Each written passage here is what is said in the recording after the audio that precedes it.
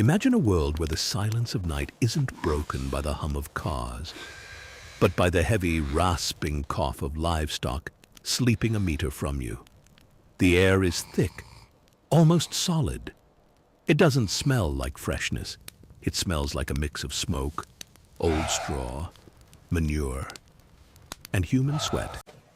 In medieval England, the idea of personal space was an impossible luxury, something reserved for kings. A peasant family slept together in a single room. That was not tradition. That was survival. The house, often a wattle and daub hut, woven from branches and smeared with a mixture of clay and manure, froze through in winter. The only real heat source was bodies.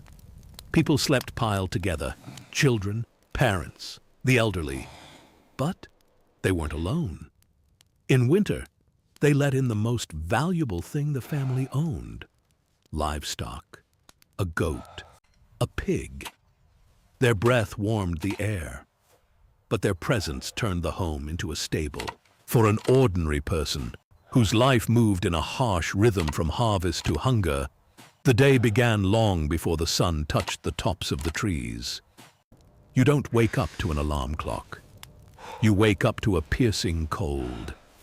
Smoke rose toward the ceiling, searching for a way out through the thatched roof. But most of it stayed inside, forming a bluish haze. That's why so many people at the time lived with constantly inflamed eyes and a chronic cough. Morning began without water. The idea of washing your face with cold water from a barrel didn't feel merely unpleasant. It felt reckless. People practiced dry washing. They wiped their eyes and faces with a rough linen cloth. And the doctors of the time, whose knowledge was a mix of superstition and observation, declared confidently, hot water is the enemy. They believed warm water opened the pores of the skin. And a pore wasn't a way for the body to breathe. It was an open door to death. Through those gates, miasmas, infected air carrying plague or fever, could enter the body. So being coated in a layer of old grease and dirt wasn't seen as sloppiness. Paradoxically, it was seen as protective armor. They believed dirt sealed the body shut, keeping disease out. The fear of water didn't come from nowhere. Even a river that looked clean was a reliable way to catch dysentery or cholera. People didn't know about microbes. They couldn't see bacteria, but they saw the pattern: drink raw water. And a day later, fever, vomiting, and death. Children paid the most terrifying price. Child mortality was staggering. Half of all children born did not live to see age 5. A child's death happened so often that many parents tried not to bond too deeply with infants until they survived the first couple of years. It was psychological armor against endless grief. But death didn't hide only in water. It hid in bread, the main food of life. Growing grain in England's damp climate was brutal labor. Rain could rot a harvest in a week. And sometimes a black fungus grew on rye, ergot. In famine years, people didn't get to choose. They ground the grain together with that black poison. From that flour, they baked dark, heavy bread and fed it to the family to avoid starvation.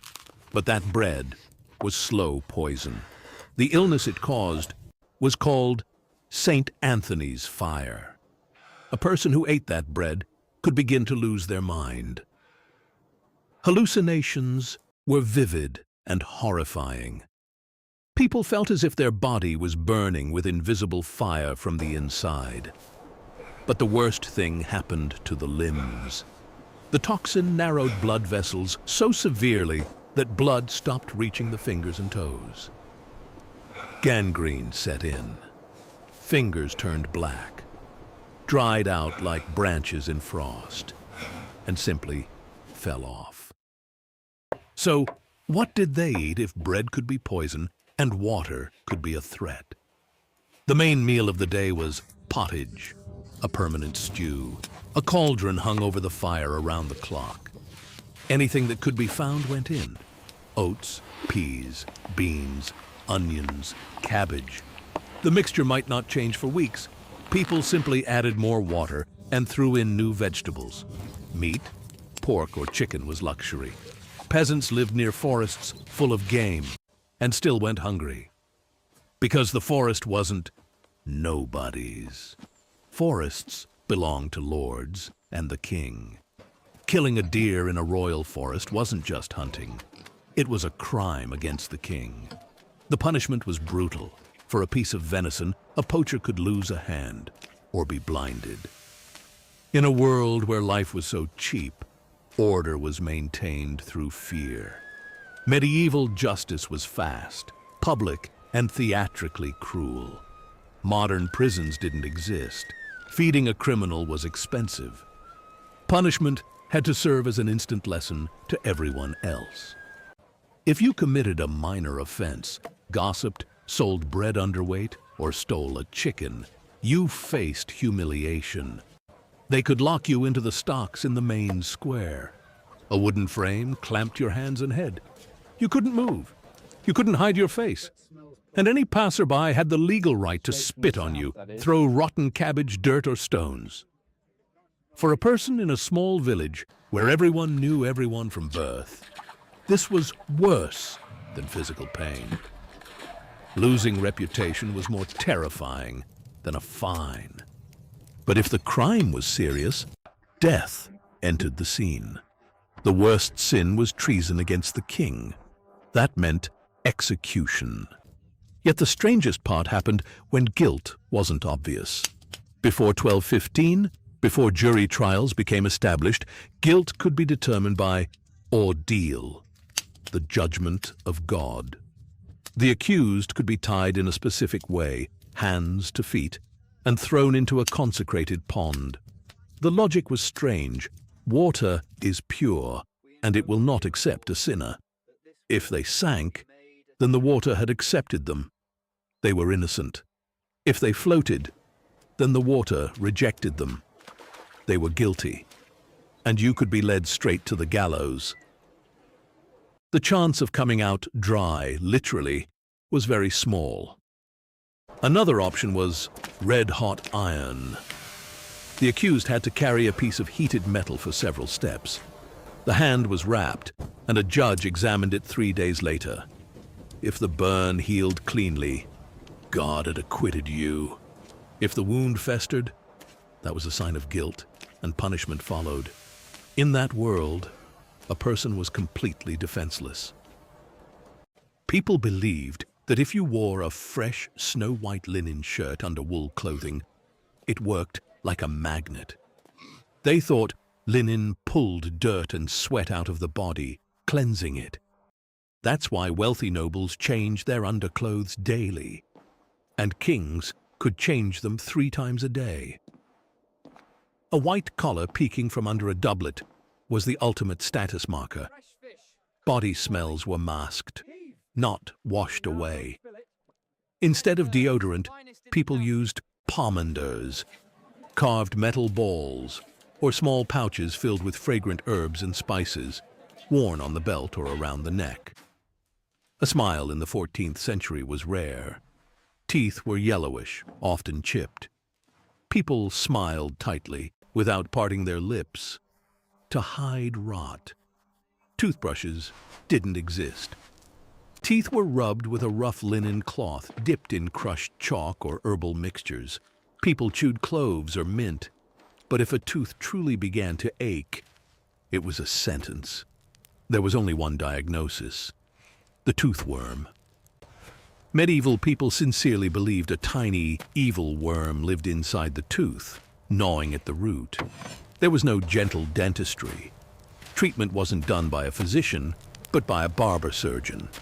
There was one tool: rusty iron forceps. The tooth was simply ripped out by the root. In castles, a toilet was called a garderobe. And that wasn't an accident.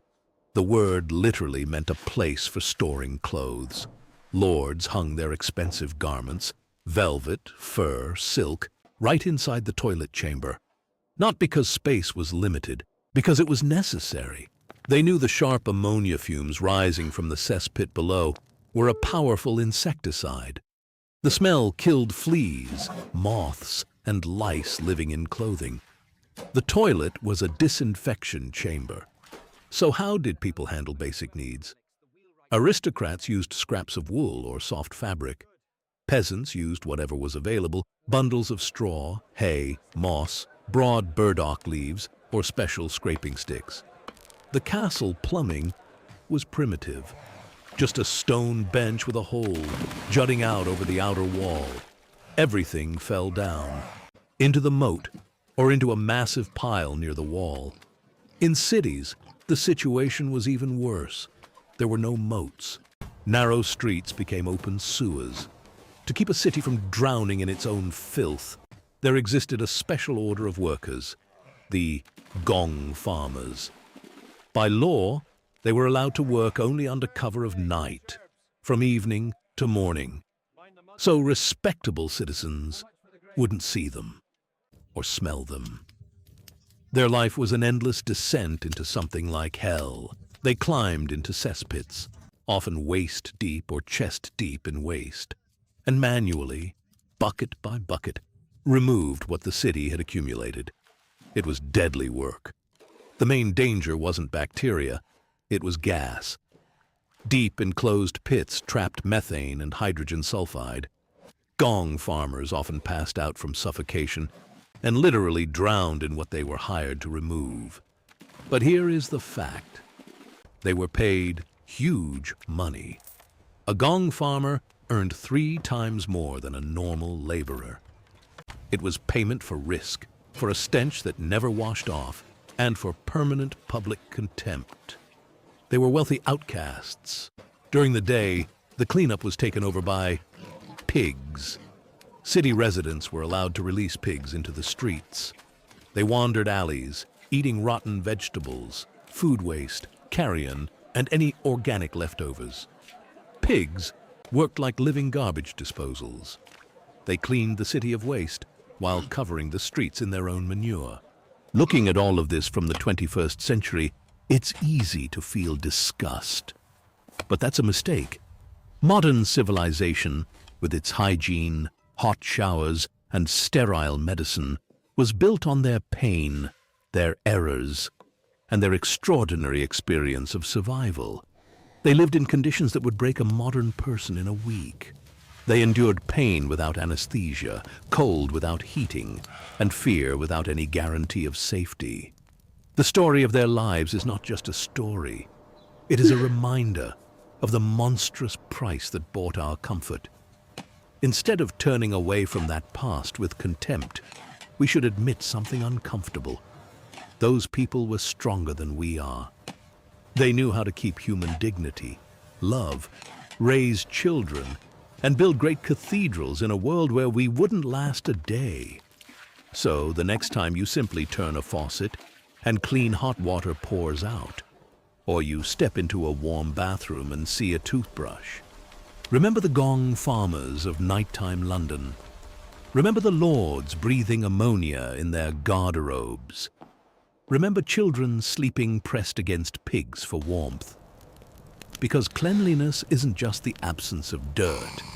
It is one of the greatest luxuries, paid for by thousands of years of struggle that we have simply stopped noticing.